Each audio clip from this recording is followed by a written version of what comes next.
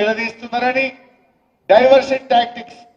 నిన్న నాకు SIT notice ఇచ్చిండు, ఇంకా ఇయాల్లో రేపు కేటీఆర్కి ఇస్తాడు. గంతే కదా నువ్వు ఇచ్చేది, వచ్చిందా? గంతే చేస్తాడు.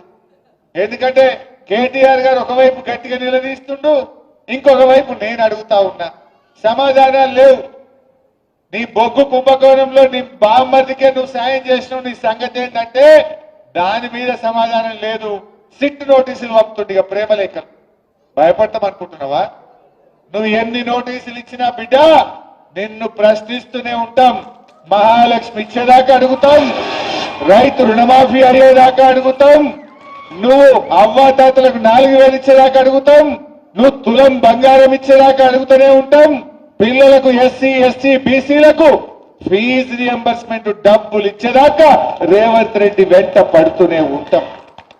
నువ్వు ఎన్ని నోటీసులు ఇచ్చినా, నువ్వు ఎన్ని అటెన్షన్ డైవర్షన్లు చేసినా నీ వెంటనే పడతాం. ఏందన్నట్టు మనం మున్సిపల్ ఎన్నికల్లో పనిచేసుకోవద్దు, ఇక ఈ సిట్ నోటీసులు ఇచ్చి దాని చుట్టే తిరగాలి.